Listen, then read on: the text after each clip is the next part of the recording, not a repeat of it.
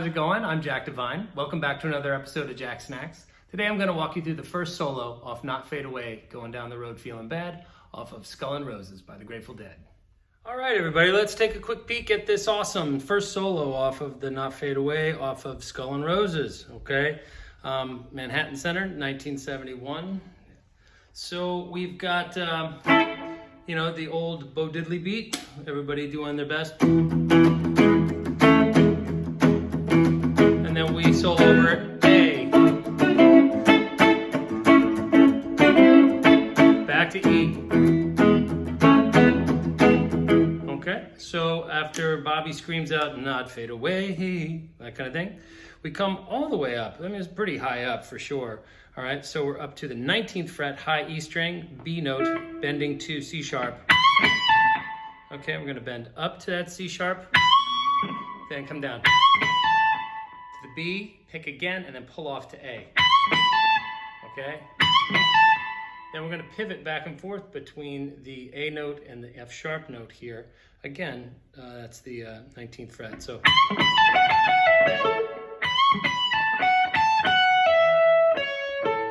Coming right down an A6 arpeggio. Okay, so you can see the shape, probably. It's just the typical, like, fragment of an A chord. So slowly it would be.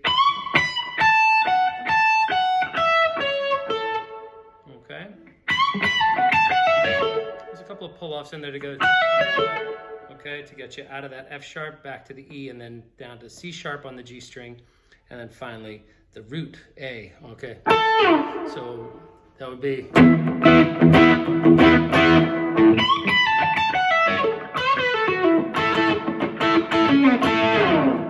Okay, now there's a lot of guitars all playing in the same area. I have a feeling that Bobby's playing up here too. It's a little hard to hear. And Garcia is playing with more drive than he normally does, which causes it to kind of fade in to the background. It's kind of compressed along with Bobby kicking it. So this is back when Garcia's playing, I believe he's playing the Peanut on this recording, which seems to me to be like a modified Les Paul custom made by Turner, and turned it into a very small little petite little shape with 24 frets and 2 PAFs, kind of like these.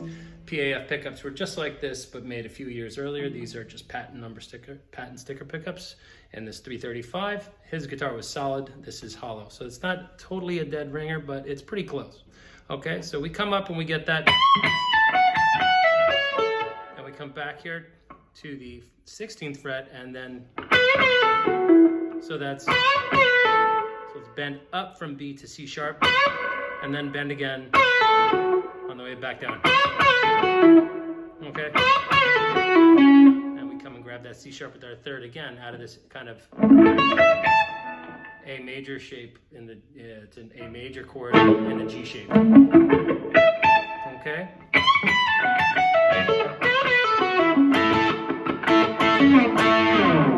So then we hit two notes at the same time and create that kind of bright.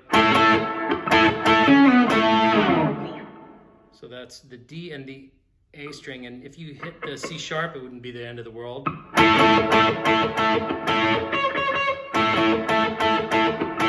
think it sounds nice when you get that third all the way up in there, so.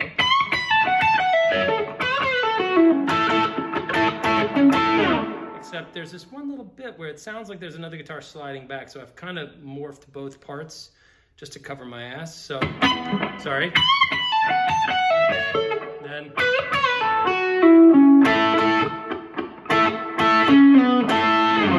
so,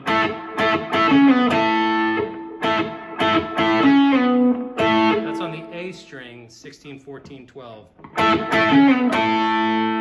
And then back, and we form this small A chord here at the 12th with the 14th barring. Okay, and then I go and hit the low E. I don't think Garcia does that on the recording. I just do that to stay kind of grounded as to what chord I'm playing over. So through the 3 and.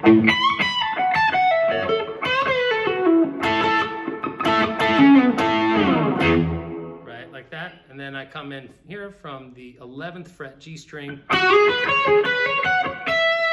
which is one of those just, that lick is so Jer, at least 71, you know, early Garcia. So it starts here on this F sharp.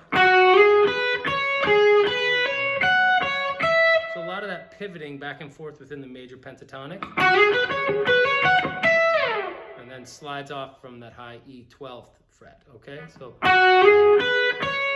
that's slide up from 11 to 13 on the G. 12 to 14 on the B, back to G at 13, right? Okay, then back up to 14, and then we flatten out our ring finger.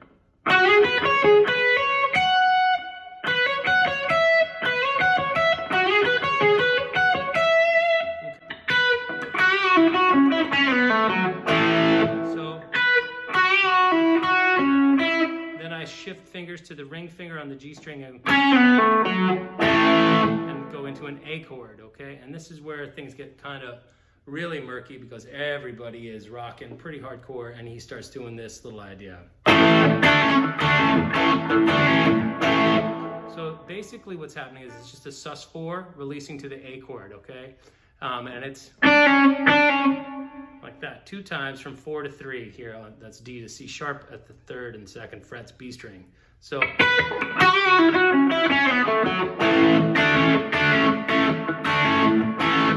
then we're going to come up here to the 9th fret, G string, 9th fret, E string, and play a fragment of an A7 chord. That kind of thing. If you want to put the G note behind it, I can't tell if it's there or not.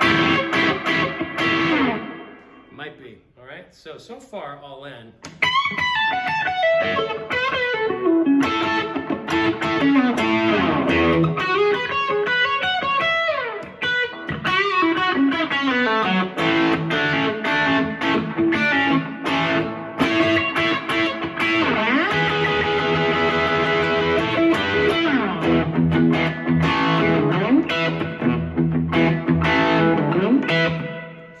This next part is really cool. All right, so he comes up, forms that partial A7 chord. Okay, it slides up at the ring fingers, middle finger rather, which is still on the G string. Okay, and up into this partial E chord, and starts on the G and B string, and then quickly migrates to the B and E pair, which brightens up the sound and gets us off of that 3rd, which can sound a little sour depending on, you know, your guitar being in or out of tune. So we would have gone.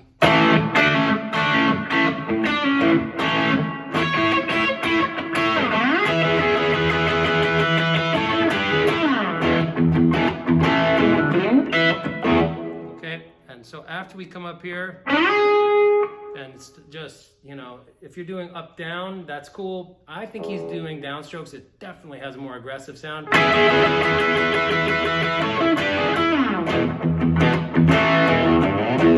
All right, so that's starting on the G and B string, and then shifting to the B and E string. Like that. Then one of these. So that's a partial A chord.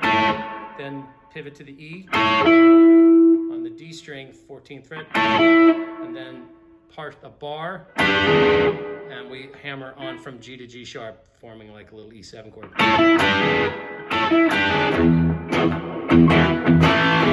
Then we can hit the low E and shift positions and come down here, or we can go like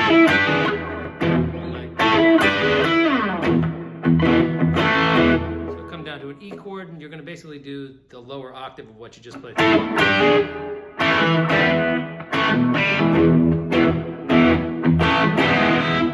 Okay, then we slide up to the 14 and on the D and go. All right, and you'll know the feel once you've heard. I'm sure every head out there is totally committed to that recording to memory, but.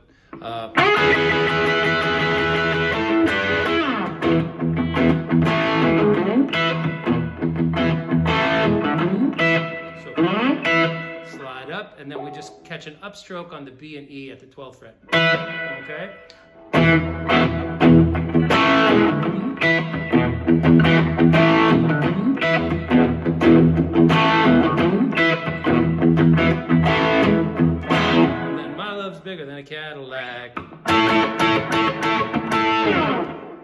partial A chord at the 14th fret. And at that point, solo is kind of done.